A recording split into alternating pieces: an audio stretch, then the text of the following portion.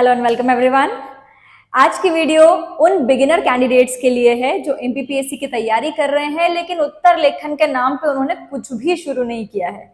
अच्छा, beginner candidates की एक प्रॉब्लम और है, वो आके हमेशा बोलते हैं कि मैम लिखना तो चाहते हैं लेकिन शुरू कहाँ से करें, हमें समझ नहीं आ रहा है आंसर राइटिंग स्टार्ट कैसे करते हैं। तो देखिए, सबसे पहले तो स्ट्रेटेजी में थोड़ा सा बदलाव करें।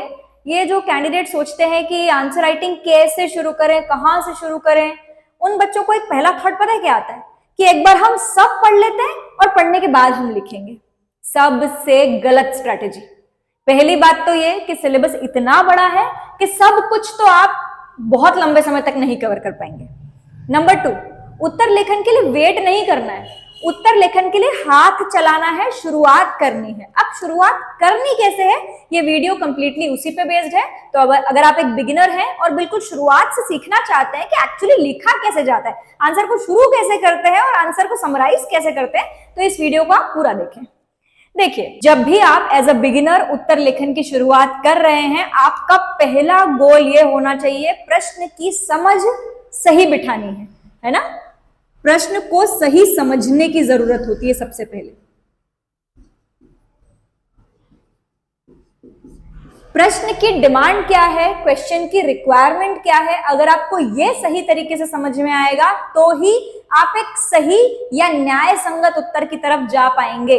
तो पहले तो प्रश्न को सही समझना है। अब प्रश्न को सही समझने के लिए क्या करना होता है, प्रश्न को सही समझने के लिए आपको जितने भी directive words associated to question हो सकते हैं उनको जानने की जरूरत है।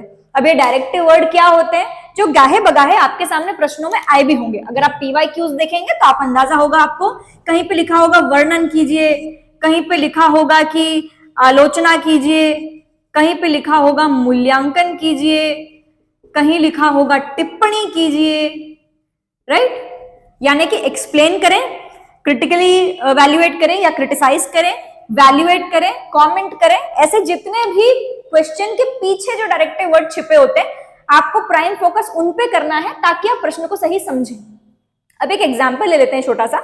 मान लीजिए कि एक प्रश्न आपके सामने आया है कि सरकार की कोई भी योजना से, हम डिजिटल इंडिया या स्वच्छ भारत मिशन का एग्जाम्पल ले सकते हैं। एक प्रश्न आया है कि XYZ किसी भी योजना का वर्णन कीजिए या योजना को डिस्क्राइब कीजिए। तो उस योजना के आपको मूल उद्देश्य क्या है, हमने उसमें टारगेट क्या रखे हैं, उनमें क्या क्या हम प्रोजेक्ट्स कर रहे हैं, उनमें क्या क्या स्टेप्स लिए गए हैं, ये आपको बताते हुए लास्ट में समराइज करना है कि इतना समय इस योजना को हुआ है और अभी तक ये उपलब्धियां हैं। That's it. लेकिन अगर वहीं आ जाए कि मूल्यांकन करिए, तो योजना में अब तक क्या स्टेप्स लिए गए हैं, उनके रिजल्ट्स क्या आए हैं, पॉजिटिव क्या रहा है, नेगेटिव क्या रहा है, और ये देखते हुए आप लास्ट में समराइज करेंगे कि आप इसे एक सफल योजना मानेंगे या असफल। अब मान लो आलोचना पूछ ली जाती है, तो आपको ये समझ में आना चाहिए कि उस योजना के नेगेटिव एस्पेक्ट्स क्या हैं, किन एस्पेक्ट्स पे योजना को क्रिटिसाइज किया जा रहा है, लेकिन समराइज करते वक्त आंसर को बैलेंस करें, पॉजिटिव बात लिखें। इस तरीके से आपका प्राइम फोकस होना चाहिए डायरेक्टिव वर्ड्स। जब आप प्रश्न के डायरेक्टिव वर्ड्स को समझने लगेंगे तो आपका उत्तर सही बनने लगेगा। अब डायरेक्टिव वर्ड्स को समझने के लिए आपको क्या करना है, YouTube पर मैंने एक वीडियो बनाई हुई है ऑलरेडी डायरेक्टिव वर्ड्स पर, आप उन्हें देखें, वहां से आप डायरेक्टिव वर्ड्स को अच्छी तरीके से समझ सकते हैं। नेक्स्ट चीज आपको क्या करना है, आपको अपने लिए स्टेजेस तय करनी है। हमेशा जब भी आंसर राइटिंग की जाती है, आप डे 1 पे कभी भी एक्सीलेंट आंसर राइटिंग नहीं कर सकते हैं। ऐसी अपेक्षा खुद से नहीं रखनी है, ना खुद को इतना बड़ा गोल देना है, अपने आप को राइटिंग के लिए बिल्कुल भी प्रेशराइज नहीं करना है। आंसर राइटिंग की कुछ पर्टिकुलर रिक्वायरमेंट है। रिक्वायरमेंट नंबर 1 होती है, एक तो प्रश्न की समझ, नंबर 2 है स्पीड राइटिंग, यानी कि आपके पास समय ऑलरेडी बहुत सीमित होता है, तो आपको एक लिमिटेड अमाउंट ऑफ टाइम में ही अपने आंसर को पूरा करना है। तो आप पहले तो प्रश्न को समझें, समझने के बाद आपकी जो नेक्स्ट स्टेज होनी चाहिए वो होनी चाहिए स्पीड मैनेजमेंट। ठीक है। अब स्पीड मैनेजमेंट के लिए आपको क्या करना होता है, आप रिगार्डलेसली आपको आंसर अच्छे से आता है नहीं आता है, आप उत्कृष्ट लिखेंगे, कैसा लिखेंगे, ये सोचे बिना केवल टाइमर लगा के, जो भी टॉपिक आपने पढ़ लिया है, से हम योजना वाले एग्जाम्पल ले लेते हैं, जो भी आपने उसके बारे में पढ़ रखा है आप लिखना शुरू कर दें। आप ये जज ना करें आप अच्छा लिख रहे हैं, खराब लिख रहे हैं, क्या लिख रहे हैं, डजंट मैटर। आप जितना जानते हैं, जो जानते हैं योजना के बारे में, आप सिर्फ वो लिखें, लेकिन एक लिमिटेड अमाउंट ऑफ टाइम में। मान लीजिए आप इस पर एक 10 मार्कर लिख रहे हैं, तो 8 मिनट में पूरा करने की कोशिश करें, जो भी जानते हैं, जितना जानते हैं। या अगर आप 7 मार्कर लिख रहे हैं तो आप 3 मिनट में पूरा करने की कोशिश करें। जितना भी जानते हैं उतना, अपने आप पे कोई दबाव मत डालिए कि आपको एक्सीलेंट उत्तर लिखना है, केवल जो जानते हैं वो लिखें। अब इसी आंसर को आप 1 बार, 2 बार, 3 बार, 4 बार, बार बार लिखने की कोशिश करें। जब आप इसको बार बार लिखेंगे तो पहला तो आपके साथ ये होगा कि आपकी धीरे से स्पीड मैनेज हो जाएगी, स्पीड और टाइम का जो मैनेजमेंट होना चाहिए वो आपका क्लियर हो जाएगा। नंबर 2, जब आप एक ही आंसर को बार बार लिख रहे हैं तो पहला आंसर पढ़ के आपको अपनी कुछ गलतियां समझ में आएंगी, दूसरा पढ़ के और गलतियां समझ में आएगी, और धीरे धीरे आंसर आपका ऑटोमेटिकली इंप्रोवाइज होता चला जाएगा। तो पहला हमने देख लिया प्रश्न की समझ रखनी है, दूसरा हमने देख लिया हमको स्पीड मैनेज करना है, तीसरा हमको री रीड एंड री राइट करना है। ठीक है, इससे आपको अपने ही प्रश्न की खामियां, उत्तर की खामियां समझ में आने लग जाएंगी और उत्तर पे आप काम करना और बेटर कर देंगे। अब एक और चीज, अगर आप आंसर का फॉर्मेट नहीं जानते हैं तो फॉर्मेट बहुत बेसिक है जो यूनिवर्सल है। आपको सबसे पहले लिखना होता है आंसर का इंट्रो के बाद आपको लिखनी होती है आंसर की मेन बॉडी, और मेन बॉडी के बाद आपको लिखना होता है आंसर का कंक्लूजन, राइट। इंट्रो में हमेशा आप कोई भी जानकारीप्रद बात जो तथ्यात्मक हो, फैक्चुअल हो, any deadline, any definition, anything, कुछ भी आप सिंपली डिस्क्राइब कर सकते हैं।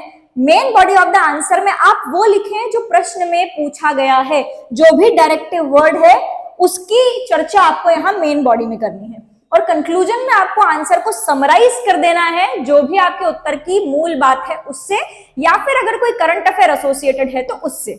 आप इस तरीके से लेखन की एक बार शुरुआत करें, प्रश्न को समझें, स्पीड टाइम मैनेजमेंट करने की कोशिश करें, री रीड करें, री राइट करें। इतना जब आप करते हैं तो धीरे से आप आंसर की समझ आपकी बनने लगती है। और जैसा कि आप जानते हैं कोई भी चीज एक दिन में नहीं हो सकती, आपको आंसर राइटिंग के स्किल को मास्टर करने के लिए लगातार प्रैक्टिस करते रहनी पड़ती है। तो ये एक दिन, एक हफ्ते, एक महीने में होने वाली चीज बिल्कुल भी नहीं है। आप लगातार प्रैक्टिस करते रहेंगे, चीजें जितना ज्यादा पढ़ेंगे, जितना ज्यादा इंप्रोवाइज करेंगे, स्पीड टाइम मैनेज करते चलेंगे, उतना आपकी राइटिंग बेटर होती चली जाएगी। तो अब आप धीरे से इस स्ट्रेटेजी को फॉलो करके आंसर राइटिंग की शुरुआत कर सकते हैं। अपने आप को बिल्कुल जज ना करें कि आप कैसा लिख रहे हैं, आप सिर्फ शुरुआत करें। अच्छा लिखें, बुरा लिखें, आपको कुछ नहीं आ रहा है तो कुछ भी लिखें, अपना नाम, मेरा नाम, एनीथिंग, लेकिन आप जो वर्ड लेंथ होती है उसको with in the time limit fulfil करने की कोशिश करें। इससे आपको शुरुआत करनी है और धीरे धीरे करके एक एक स्टेज आपको मास्टर करते चले जानी है। ये स्ट्रेटेजी आप फॉलो करें। और अगर आप डेली बेसिस आंसर राइटिंग करना चाहते हैं तो आप हमारे टेलीग्राम चैनल से जुड़ सकते हैं, जहां पे डेली आंसर राइटिंग होती है, जहां पे आपको डेली बेसिस क्वेश्चन दिए जाते हैं और साथ ही साथ क्वेश्चन को लिखने की प्रॉपर रूपरेखा, उसका मॉडल फॉर्मेट भी आपको दिया जाता है। आप क्वेश्चन लिखें, हमें भेजें, आप अपलोड कीजिए, हम चेक करके आपको आंसर वैल्यूएट करके उस पर आपको रिव्यू भी देंगे। So join us.